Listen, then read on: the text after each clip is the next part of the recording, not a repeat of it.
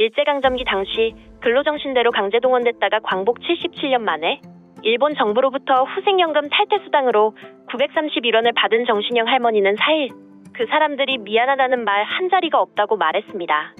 이어 1,000원도 안 되는 돈이다. 일본 그 사람들이 장난하고 우리를 무시하는 행위다라고 비판했습니다. 정할머니 통장에 입금된 금액은 당시 엔화 가치로 보면 99엔에 해당하는데요. 물가 상승 등을 살피지 않고 77년 전 계산 방식으로 1,000원도 되지 않은 돈을 보낸 입금자는 일본 정부 후생노동성 산하 일본연금기구였습니다.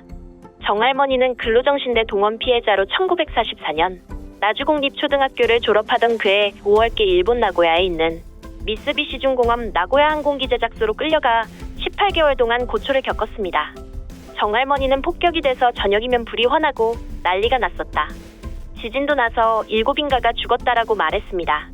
일제강점기 때 미쓰비시중공업에 강제동원된 13세에서 15살 여자, 어린이는 300여 명이며 후지코시 공장에 동원된 근로정신대는 1,089명으로 알려져 있습니다. 정할머니는 1944년 12월 7일 발생한 도난카이 지진 때 같은 공장에 있던 한국인 소녀 김순예, 최정예 등 6명이 사망한 사실을 기억했습니다. 한국에 돌아올 때 동전 3개 달랑받았던 정할머니는 2020년 1월 14일 일본 전범기업 미쓰비시중공업을 상대로 광주지방법원에 손해배상 청구 소송을 제기했습니다. 여기서 문제는 정할머니가 법원에 강제동원 사실을 스스로 입증해야 한다는 점이었는데요. 소송 대리인단은 일본 시민단체인 나고야 소송지원회를 통해 일본연금기구의 정할머니 등 11명의 강제동원 피해자의 후생연금 기록을 요구했고 후생연금 탈퇴수당도 신청했습니다. 이에 대해 일본연금기구는 전쟁재해로 후생연금 피보험자 명부를 소실해 대장이 보관돼 있지 않다고 발뺌했습니다. 일본연금기구의 대응에 대해 일본 시민단체 나고야 소송지원회는 정할머니의 후생연금 번호를 제시했습니다. 나고야 소송지원회 쪽은 20여 년 전 강제동원 피해자 일본 법정 소송 과정을 지원하면서 후생노동성 자료에서 수기로 적어놓았던 한국인 후생연금 가입 기록자 가운데 정할머니의 이름을 어렵사리 찾아낸 것이었습니다. 일제가 창씨 개명을 강요했던 강점기 당시 정할머니의 일본 이름은 가야다니 시네이였습니다. 일본의 한 국회의원은 일본연금기구를 관할하는 후생노동성에 가야다니 시네이의 후생연금 번호를 제시하며 거듭해 추궁하자 후생노동성은 뒤늦게 후생연금 가입 사실을 인정했고 일본연금기구가 탈퇴수당을 지급했습니다. 일본연금기구는 2009년과 2014년 양금덕 할머니 등 근로정신대 강제동원 피해자 5명의 후생연금 탈퇴수당 99엔과 199엔을 대리인 역할을 했던 일본인 변호사의 통장으로 입금했던 것과 달리 이번엔 정할머니의 통장으로 직접 입금했는데요. 시민단체들은 일본 정부의 사죄와 기록 공개를 촉구했습니다. 사단법인 일제강제동원 시민모임은 이날 오후 1시 30분 광주시의회 시민소통실에서 기자회견을 열어 일본 정부는 지금이라도 99엔 지급을 사죄하고 강제동원 피해자들의 미지급 임금 및 연금 관련 기록 등을 전면 공개한 뒤 제대로 지급해야 한다고 촉구했습니다.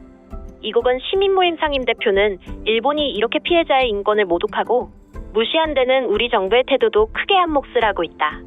외교부는 지난달 26일 미쓰비시중공업의 한국 내 자산특별현금 함용령 사건을 맡은 대법원 담당 재판부에 의견서를 제출해 강제 집행을 방해하고 나섰다며 일제의 쓰라린 아픔을 겪은 피해자를 희생양 삼아 한일관계 복원을 구걸할 때가 아니다라고 지적했습니다. 일본연금기구의 전쟁 중 명부가 소실됐다는 발뺌, 당시 정할머니의 창씨 개명 후 이름과 후생연금 번호를 제시하자 뒤늦게 인정한 사실, 물가 상승 등을 고려하지 않은 계산한 931원.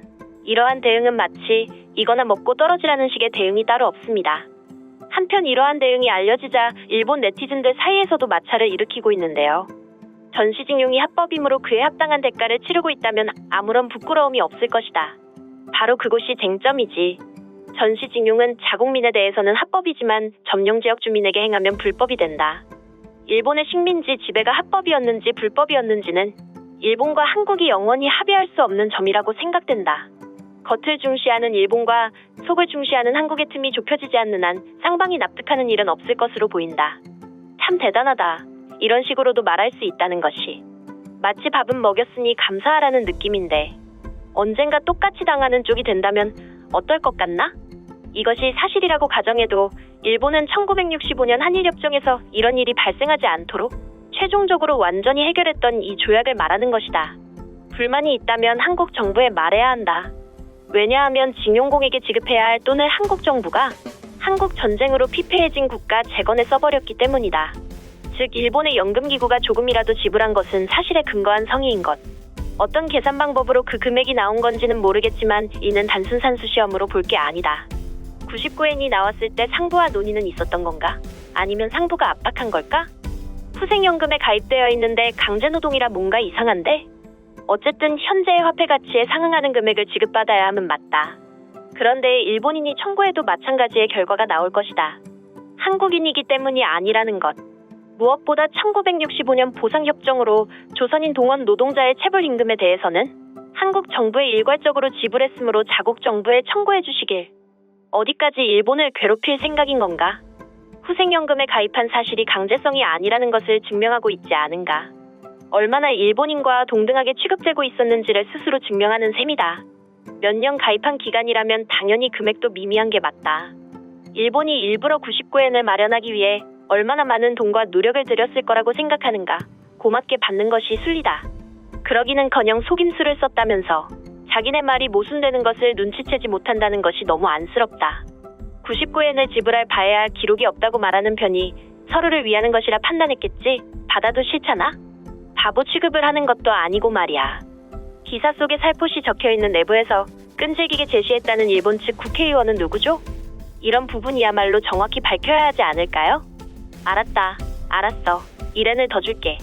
이제 100엔이 됐고 이제 자릿수도 3자리라 훌륭하네. 대충 계산으로 10엔짜리 사탕을 10개나 살 수 있으니까 이득이고. 우선 한반도에서 억지로 끌려와 가혹한 강제노동이 있었던 것이 적지 않았던 사실을 일본 정부와 피고 기업은 인정하고 사죄해야 할 것입니다. 한일 청구권 협정에서는 양국의 계산, 일본 측으로서는 식민지 지배는 인정하고 싶지 않았기 때문에 배상이 아니라 보상으로 한 것이었죠. 어쨌든 여러 가지 문제로 내용은 애매하게 해온 것은 사실이죠. 이래서야 피해자는 일본뿐 아니라 한국 정부에도 불평을 하고 싶을 것입니다. 일본 정부, 성격이 너무 포악하다. 과하다고 보일 정도로 할머니를 모욕하고 있다. 과연 99엔은 확실히 바보 취급을 하고 있는 게 확실하다. 제대로 그 지급 근거에 대한 설명은 충분히 했는가? 그럼에도 받아들이지 않았다면 상대방의 문제지만 이것이 당시의 시세라며 설명이 부족한 채로 지급한 것이라면 큰 문제다. 물론 일본 정부의 설명 부족으로 상대를 납득시키지 않은 채 교섭하려는 것은 자주 있는 일이니 그런 걸까? 그 설명이 아무래도 실려있지 않은 만큼 진위를 알 수가 없는데 관리는 대체 무얼 하고 있는 건가? 상대방을 분노하게 하는 생각밖에 없는 건지 도대체 몇 명에게나 그런 행동을 하는 거냐? 절차 누락 등이 있더라도 적어도 성의를 보일 방법은 생각했어야지. 부끄러운 이야기다. 일본 국민이 이러한 대우를 받는다면 어떻게 느낄까? 사무적인 대응이 아니라 조금이라도 피나는 노력에 대응을 할 수는 없는 것일까? 후생연금에 들어서 마음이 놓였을 것이라니 그래서 당시의 관청은 좋은 일을 하고 있었나? 지불 시효는 지났지만 번호 확인이 됐기에 지불한 것이겠죠. 시효분의 이자까지 매겨 갚으려면 그건 다른 문제로 이어지게 될 겁니다. 당시 일본인 중에서도 가난한 가정이 많아서 제대로 학교도 못 가고 어른이 돼서도 공원과 같은 일을 하며 적은 임금을 받았던 사람이 많은 것은 알고 계신지요? 그들도 후생연금에 들어있었던 만큼 임금은 분명 일본인과 똑같이 받았습니다. 역시 무능한 연금가게라는 건 여전하구나. 평소에 국민 상대로도 뻔한 일도 못했는데 이제는 조금만 생각해도 적절한 금액을 지급해야 한다는 기본적인 것조차 생각을 못하네. 지금까지 관련 소식을 접한 일본 네티즌들의 반응이었습니다.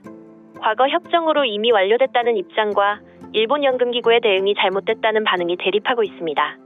오늘의 소식은 여기까지입니다.